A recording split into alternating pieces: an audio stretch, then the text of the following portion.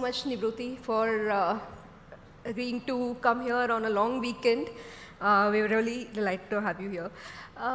So, Invest India doesn't really require an introduction, but just for clarity, the organization helps advance investments into India, and it's also a repository of all sorts of information for any company or investor looking to set up shop in India. And Nivruti, before Invest in India, she headed Intel for 7 years in India. So, maybe we can start with that. How was the experience, moving from private sector to a government agency and heading an organization like Invest India? Thank you very much, Ranjini. So just wanted to add some more numbers to the 7 years that Ranjini called out. I have worked with Intel for 30 years. And 15 out of US and the last 15 out of India. And of the last 15, 8-9 years, I was heading Intel India as its president, but I also was double hatting for engineering. So if you think of any company that can influence your DNA, it's Intel for me because that's the only company I worked for. And about 6 months ago, I joined Invest India. Big change. From working in a multinational hardcore technology company into coming into Invest India, which is part public, part private. And the goal is threefold. One, bring investment, improve trade, and drive R&D. This was what was asked of me. And I said, let me change a little bit of what is asked of me. Let me make investment as a goal, but a bigger goal is work on the return of investment. Because for me, the brand ambassadors are the one who get good returns, who get a good experience. So I don't need to market myself or my company. I'd let these guys market me, and therefore return of investment was an assignment I took upon myself by working with government on policies and regulations, by working with government and private as well as sovereign from funds perspective as well as incentives. And lastly, R&D. If there is any JV possibility, if there is any gap in terms of supplier possibility to match make for the investor. So that's the return of investment strategy. Then I have trade. For trade, I'm saying I'm in the business with you. I'm not just interested in driving export, of course, which we do through quality, through scale and speed, but also I'm here to talk about import.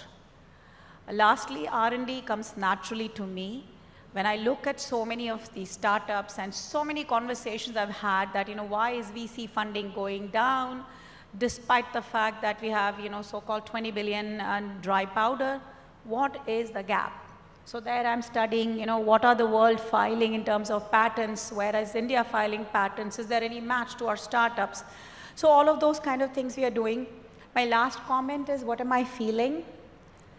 To be very honest, when I left Intel, that's the only one company I had worked for 30 years. I walked in 20, I walked out 50. I mean, that's my life. It was very hard. And I felt like I was leaving a star of a company. Little did I realize that over the last 6 months, I've landed a galaxy. I have a bunch of stars that I'm working on, and I have an opportunity that will leave a legacy of a lifetime for me. A story to tell to my children and to my grandchildren. And for me, the biggest recognition is when it comes from my family, from my husband, from my children, from my parents, when they say, now your work has a purpose. And that's what excites me. That's quite inspiring, Nivruti. But, just to go back to 2 points that you mentioned, one on return on investments for investors, and we'll come to that. You also mentioned VC funding has sort of seen a bit of a drop. What are you hearing? Is that of course, the 10-year trend has been that it's on an up curve, but the past 2-3 years, there's been a slight blip. Of course, we call it the funding winter. What is Invest India's? So first thing, while I'm a technologist, the one simple reason why I grew faster in Intel was because I have statistics in my background, and I have the analytical ability. I can triangulate data, I can see trends. So first of all, whenever I see any finance data, I look at the secular nature of the data, I look at the trends. So yes, overall, whether it is VC funding or it is FDI or even FPI, I can see trends. In VC, I will tell you VC and PE both, I'll look at it from a combined perspective. I do see there is a funding winter, and I do see the availability of dry powder, and I do see a gap in deep tech in areas where the world is investing a lot in, whether it is their startups or their R&D or their patents. So I really feel the onus is on us, and I'm saying you and me, to look at how do we drive more of those startups that the world is hungry for. I'll give you one example. I come from Intel, so pardon me for my Intel example. Just tune back 10 years ago. The year is 2014, and this has no connotation to any political agenda, but still I want you to rewind to 2014. Intel was 120-ish billion market cap. There was a company called NVIDIA, 10 billion. Intel was more than 10x in terms of market cap. What happened between 2014 to 2024? Innovation was happening. Multiple patents were being filed in computer technology. Battery was getting better and better. Connectivity was getting better and better. 10x latency improvement from 4G to 5G. What it did to NVIDIA is the need for parallel compute. Whether it was for graphics media or it was for AI. Look how the tables turned. May I tell you what the market cap of NVIDIA and Intel is today? Intel did fairly well, from 120 billion to 180 billion today market cap. Guess what happened to NVIDIA? It went from 10 billion to almost 2 trillion. Now NVIDIA is more than 10x of Intel. That is what the need can do. The need is leverage compute, leverage connectivity, leverage battery, and leverage storage for the use cases that generate economics and quality of life. Every growth that I look at, I have just two levers that I'll exercise. One is look at economic growth, but look at how it translates into quality of life. So when I look at that, AI and connectivity has transformed lives of people to such an extent that in this very Mumbai, last time, and very long answer. No, please continue. I don't know the neighborhoods, but one of the neighborhoods, I wanted to have street vendor chai, because I feel the more expensive the chai is, the poorer the quality is. It's like power. Higher the power, you don't like it. So this was a guy from Bihar, and if I was showing a presentation, I would love to show you the picture. 16-year-old boy from Bihar, very skinny, and selling tea. And my colleague, who is going to join Invest India very soon, he said, this tea is very good. So I asked him, कितने की चाय है? He said, 15 रुपए की. चाय कहाँ से आती है? मेरी माँ बिहार से भेजती है, साथ में मसाला भेजती है, जिसकी वजह से my chai is the best of best. आपको ताज में नहीं मिलेगी ऐसी चाय. I said, okay, let me just have it. I had the chai, and lo and behold, everybody has QR code. So I pay, leveraging my phone. So yeah, fantastic device. There's bank account that this boy has through Jan Dhan. There is biometric identity. Not only that, comes a voice, audio voice. Payment of 30 rupees delivered. Saying, oh wow, there is a confirmation, it's full circle. I paid, he received, he acknowledged. And he gave me the chai. I'm saying, my gosh, this is the grassroots level innovation jam that has enabled this business. The supplier is sitting in Bihar and the tea and the masala comes in the train. And this boy, he says, Bihar mein 3 rupees ki chai bechunga, yahan 15 ki bech raha hu. So I'm saying, you know, technology has changed the lives of people and the dreams. And that's why when the Prime Minister says, time is now, it is because convergence of technology is happening. There is a momentum. There is something running inside each of our hearts. If we stop, we lose.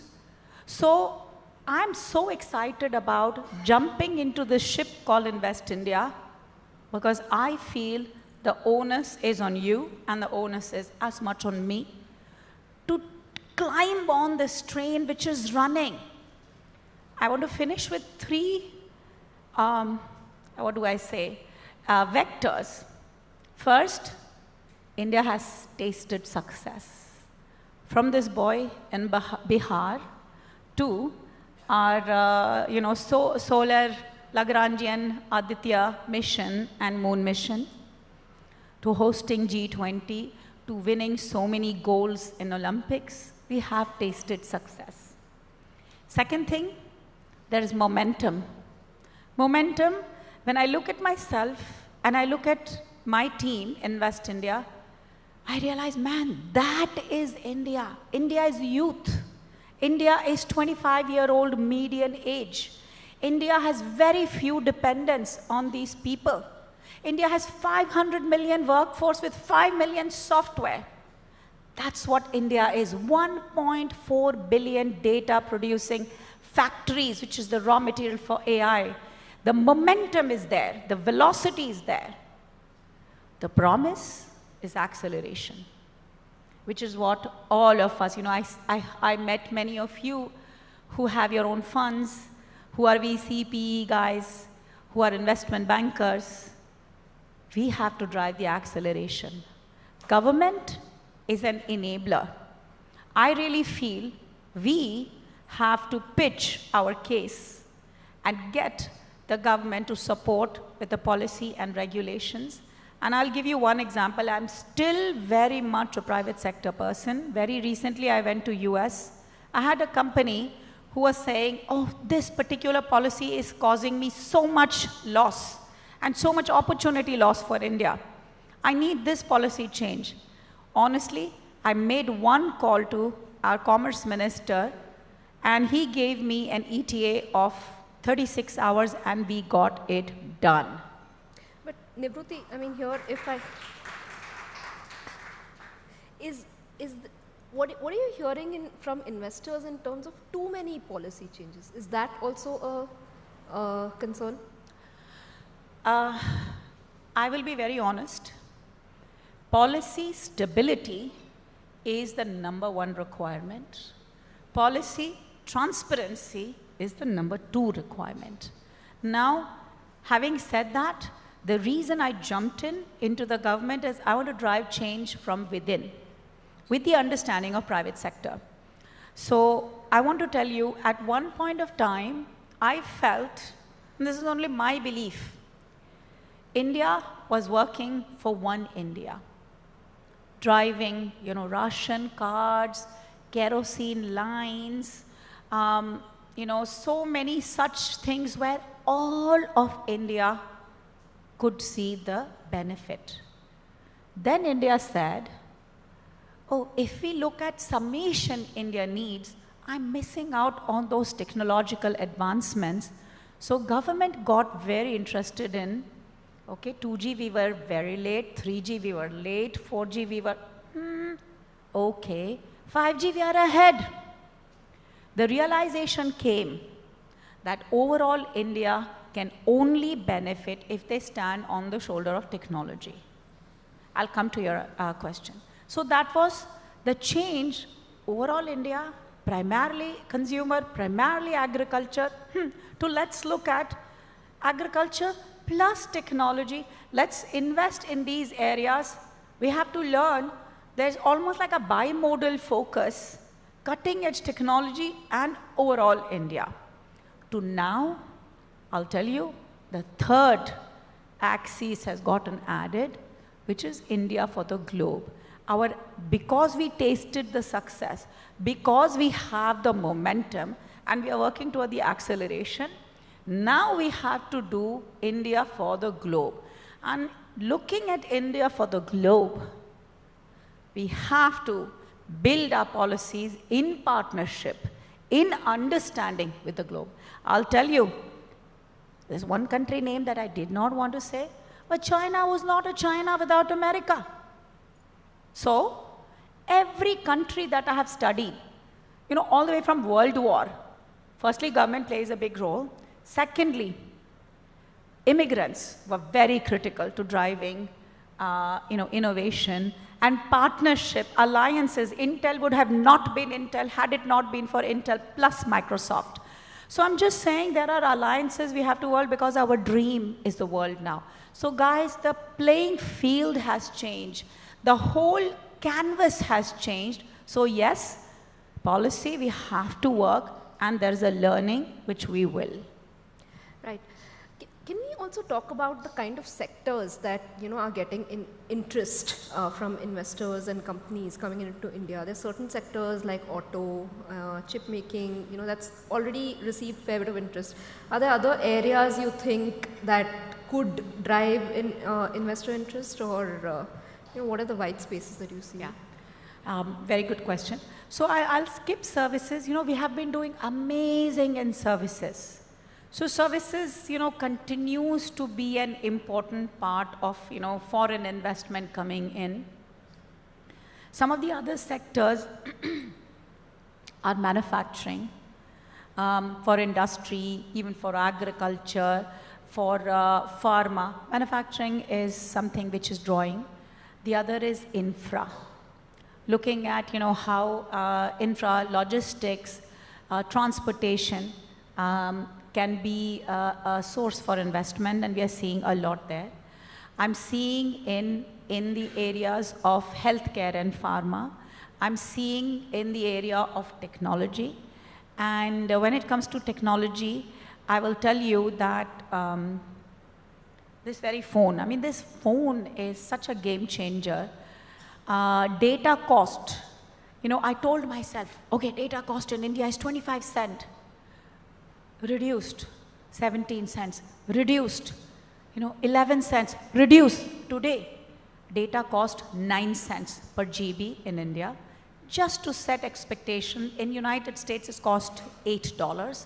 And when I was saying 25 cents, that time United States was $10. Now, if the data is so cheap in India, and through innovation, the usage or consumption of data today is about 11 to 12 GB. In US, despite the fact that the GDP is so much higher than India, the consumption is about 7 to 8 GB. Now, I'm going to come to technology. Why are people investing in technology?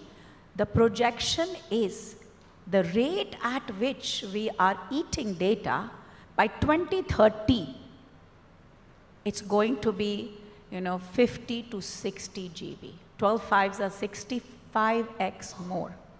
Let me tell you some more things. Today, installed capacity for data centers, where all of our data, not everything can be stored here. We use it for so many things. Cloud is important. So data center installed capacity is 800 megawatt. May I tell you that over the last 4-5 years, I was told, 2030, the data center will grow by 3x. So it will be 2400 megawatt or 2.4 gigawatt. No, change it. It's going to be 5x. Oh, okay, so today is 800, so 4000 GB, and it's going to be 8x. Did I make a mistake? 8. But more data. More essentially. Data. Yeah. Latest information is data center is going to change today from 800 megawatt to 8,000 megawatt, which is 8 gigawatt, which is 10x. So with the change from 3x to 10x, we have to be prepared to enable investment into data centers. So when Ranjini, you were asking what are the areas? Data center. Yeah. So many people, globally, locally are interested in data centers. Some, just as a real estate, as a colo, I'll get the water, I'll get the power, I'll have the shell, put your data center, put your services. Some to completely manage. So data centers is one, and I gave you the reasons from phone to the need for, 800 megawatt to 8,000 megawatt by 2030, and the range. Semiconductor, let me tell you one more thing. Today, people believe semiconductor market in India is $35 to $40 billion. By the way, the world is 600 billion. And the belief is by 2030, India would become 200 billion. And, the world is 1.23 trillion. With the increase in the data centers and the phone, I assure you, the increase in semiconductor is going to be huge. That is why government is looking at incentives. Government is working very hard to draw semiconductor because there is a need, there is a market. Middle class in India for consumer-driven economy is growing at the rate of entire Australia and entire New Zealand each year. That's how the number of middle class increases. Yeah. So those are the areas. Yeah. We have some time for audience questions. If there are any audience questions, we can take them for Nivruti Rai. Yes, please.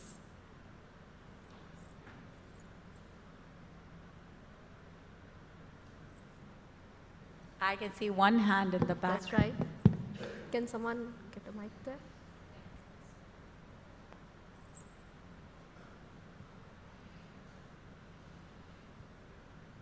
Actually, the first question is the hardest. Second one will be a little easier. Thank you so much for your kind words. Thank you.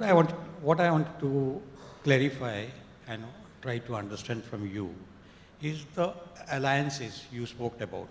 Now, India as a demographic country and the consumptions story over here, how we can partner with a country like US and how we can create a win-win situation for our demography on the data centers as well as the full the economic growth story together as a partner. Because you mentioned about the partnership, the alliances when we can have and create a strategy.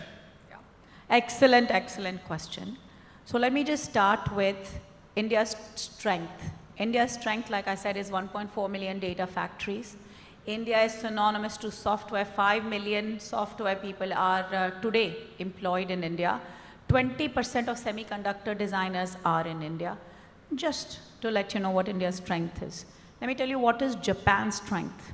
Japan's strength is tremendous amount of technology, whether it's in semiconductors, whether it is in automotive, whether it is the ability to work as a JV. When I look at United States, they have tremendous amount of capital. If I look at the 3 countries that are contributing to the world patents, it's China, Japan, and US. 18 to 20% coming from US. So there are so many ways we can partner. We are looking at a trilateral where we leverage the strengths of all these 3 companies. And Japan's weakness is its aging population. There was a time, if you thought of memory, you thought of Japan. Now when you think of memory chips, you think South Korea. However, they have the technology. So there's partnership that we are working on, trilateral. We are also working on bilateral. Just to give you an example, between US and India, we are looking at what is called ISET, critical and emerging technologies that include things like RAN, radio access network, especially open. We are looking at, AI, of course. We are looking at secure corridor such that data exchanges can happen. And just one example for many of you who may not know, and by the way, I just learned very recently, did you know that HCL is working with Department of Defense in United States, building software, selling software to them? And I'll tell you, that when I was in United States and my husband, who has a US citizenship, had to work with NASA, he had to go through hoops to be able to work for NASA. That's how they value security. So HCL is already working. We already have eyes set. With Japan, we signed an India-Japan alliance. I'm also working with Taiwan. I'll just give you one last story on Taiwan. I was talking to them, and Taiwan is this little country, or like a country. I mean, some people will feel bad if I say that. But has TSMC is just 70% of the world semiconductors. Has so many other areas that they focus on. Batteries, of course, for cell they import from South Korea. They have lithium ion ability. So I was saying, can you work with us and help us build the silicon for solar? Or can you help us with building EV batteries, or leverage the cells that can be for EV as well as solar? And the one thing that I was able to create in them in fear of missing out, by saying, these are not very complicated technologies. Coming from Intel, and I have been in pharma industry, I have seen biologics and biosimilars, I know the precision. It's not that India cannot do it, but India needs time, India needs money, and India needs focus. So I said, can you partner Taiwan with us? Because if you don't, we will do it anyway, over time. With partnership with you, we can do it faster. But if we do it faster, you benefit from us. So I was able to create this fear of missing out because the opportunity is real. However, we cannot do it alone. I fully agree with you that those are the alliances we have to work on. Yeah, yeah. Yes, please. I have there. Yeah. Before that, do you think we have enough skilled talent to take on some of these challenges? Sure. Skill is directly proportional to the jobs available. So for the jobs available, yes. For the jobs predicted, no. For the jobs predicted, we have to work now. So as we were growing up in our schools, my dad never got a chance to work on building a VLSI curriculum in his engineering like the way I did. Now, when I look at my children's curriculum, my daughter is doing human-machine interaction for AI. So as world evolves, the skills need to be upgraded. So today, absolutely not. But tomorrow, we have to work on it. And the urge is to many companies, many of you here, academicians, government, to look at what are the jobs coming in the future, which are based on these new technology. The name of the game is going to be phygital. I really believe AI plus human intelligence is the name of the game. And for phygital, all the technologies, whether it is computer, whether it's AI, whether it's health, everything that technology will impact in terms of quality of life will be the jobs that will be created, and we have to work towards it. Yes, please. Hi, Rishabh here. Hi, Rishabh. Yeah. So I will take it from where you left. I think one of the examples you gave was biotechnology. I think when we talk why there are more companies in US and developed countries which are more successful as compared to India is because of their R&D, in-house R&D. Again, in-house R&D, more than in-house R&D, the kind of valuation that they get for this R&D is quite high as compared to India. People are motivated to do R&D, and R&D researchers are valued at a very high premium in this developed country compared to what Indian, over here, I think most of the R&D doesn't even get any valuation until unless it is commercialized. So there is a huge system that we need to build in this R&D space. I think government is doing a fantastic job. We have started going there, but the pace at which the reform has to come has to be at a very big pace. That is one thing I want to hear from you. What are your thoughts? And second thing, we had a session in morning of Kunal from Incred, and he mentioned it's for any industry, it's very important to see who all are the customer. In terms of India, when we see on very when we see the customers, I think Indian entrepreneurs has to focus on a very large landscape. In India, within India, we are different segments of customers. Someone at a very high spending urban population, some at a middle class urban population, semi-rural, urban, semi-rural and rural population, which is looking at lot more economies. So the question is simple. Whenever we look at, as an Indian entrepreneur, when we look at Invest India as a platform, we need to build a platform where we are focusing or strengthening this particular Indian entrepreneurs from different landscape. Help them building not only for India, for global.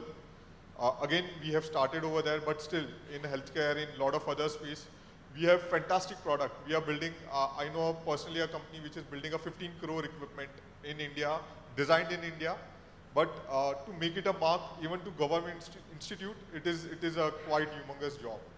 So how are we working on supporting this Indian ventures over global ventures which have been dominating for, let's say, almost like a decade or almost like 10 decades. So what are we doing and how are we changing that landscape?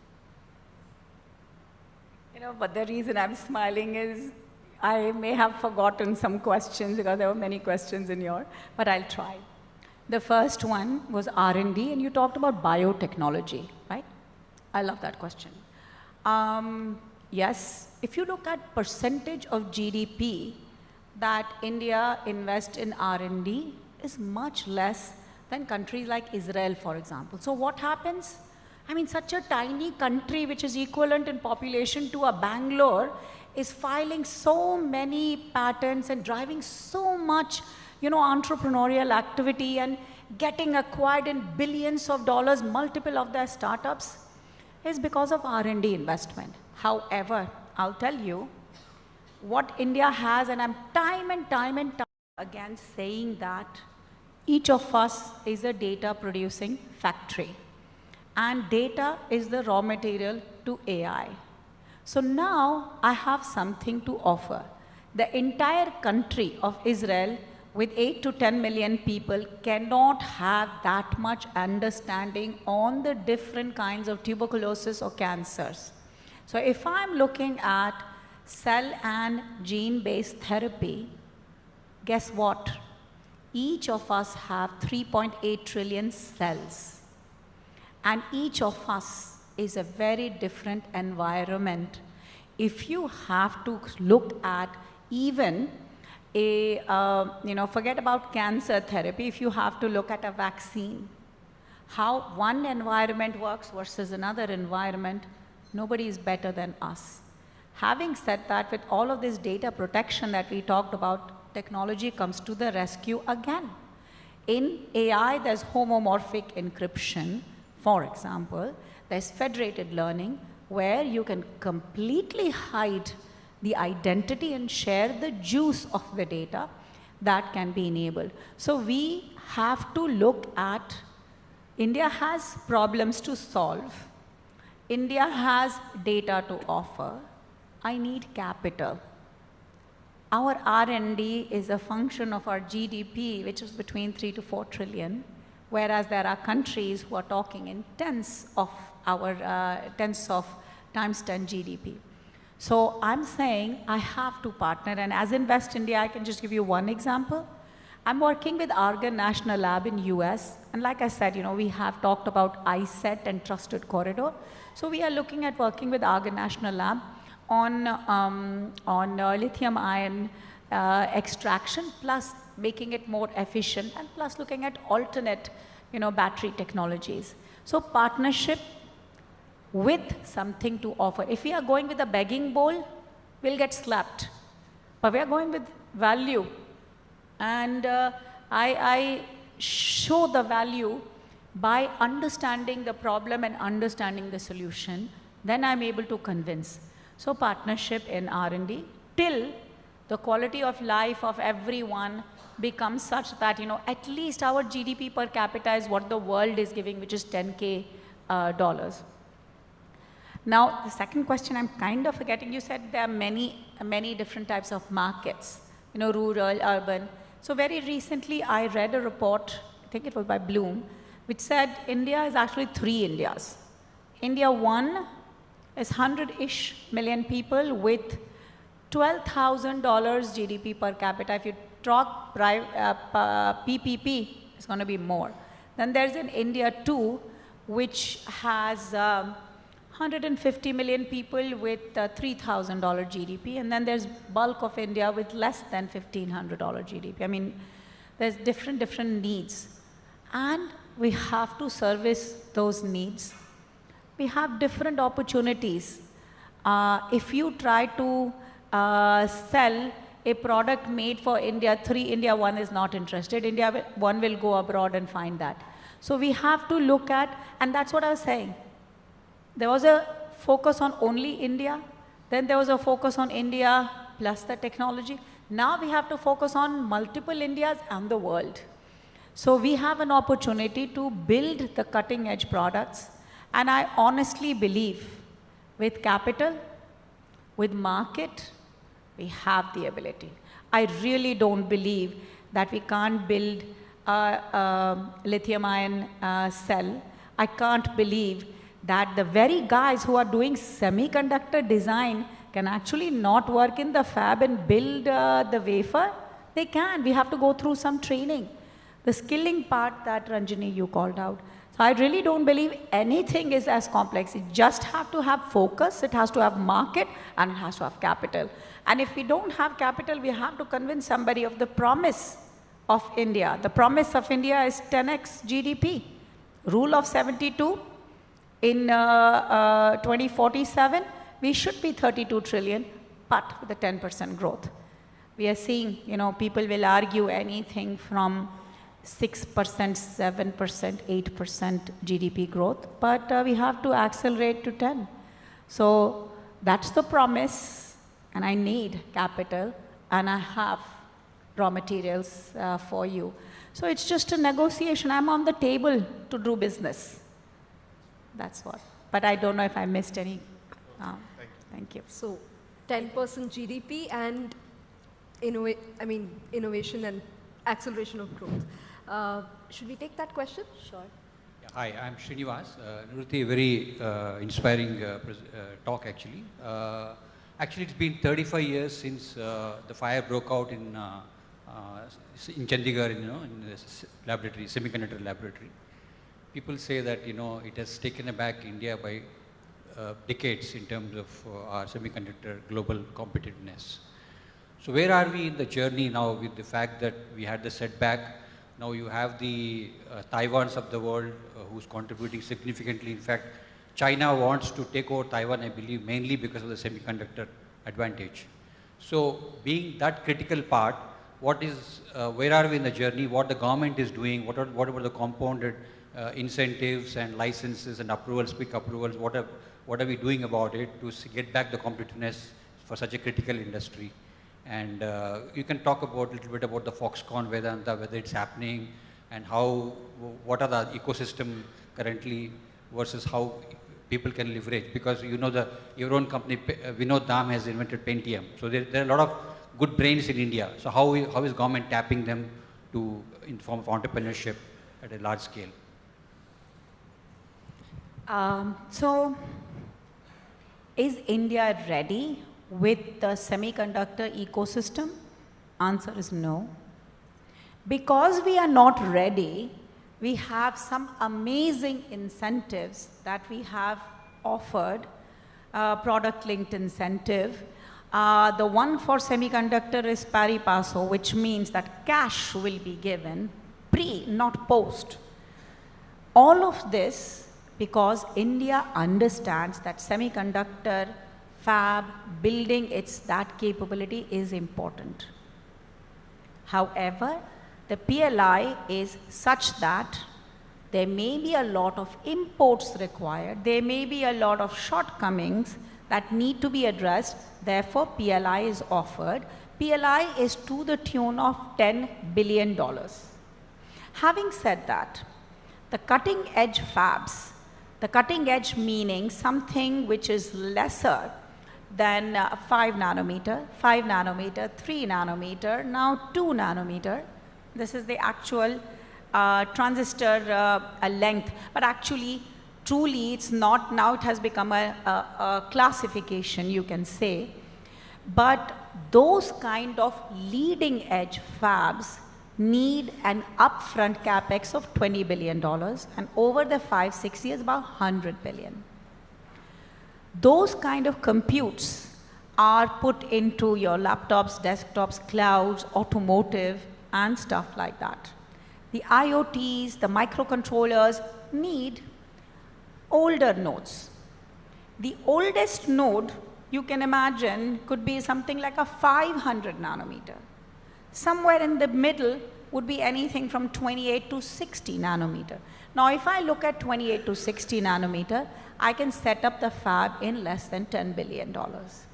So, as the need for cutting edge grows, so does the mid, so does the bottom. And many of the bottom technologies are very unique, niche focus areas for RF, for compound semiconductors that enable your cars, for example, or EV. So India needs this. India is trying hard with Micron. Many people ask me, oh, Micron 75% government has given. So what? It is important for India, and India better land a Micron and many Microns. It's just the beginning. With what you're hearing from Tata, Tata setting up an OSAT, so packaging. When you think of semiconductor, the crawl, walk, run is, let's do package, let's do mature technology node, let's do leading technology node. And India will get a fab. India has embarked its journey with local and global investors, and we will continue to do that. Having said that, Windham and many of the designers, yes, if we can design a microprocessor, we can leverage the transistors that get printed in the fab on the wafer, we can definitely be trained to be fab engineers. It's not rocket science. Even if it was a rocket science, we could do it. So having said that, yes, we have gaps, but no, we will work on it to address it through incentives, through drawing supply chain. My strategy is I'm looking at a TSMC or an Intel and I'm flipping the bill of materials, and I'm drawing the raw materials, everything which is not sexy for a fab. I'm drawing them. I'm helping them create a business from clean industrial water to minerals, to rivets, to steel and plastic forging. I'm drawing all of them, creating businesses. Layer by layer by layer, we are going to address the BOM. Then the TSMCs and the Intels will automatically be attracted. So when we think incentive, we think the BOM. And that's what we are going to work. And we get it. How many years? For a fab to get fully functional, which is cutting edge, give yourself 5 years. For an OSAT and a mature technology, give yourself 3 years. So Srinivas, in 3 years, we will have package, we will have older nodes. In 5 years, we'll have cutting edge. And in 5 years, we would have reached 2030, and all the data center examples that I gave you, all of the phone usage example I gave you, will need those semiconductor powers. Thank you.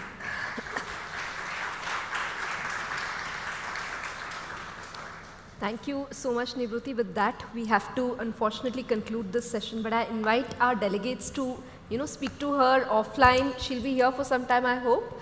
And again, once again, thank you so much for your stories and your experiences. Thank you.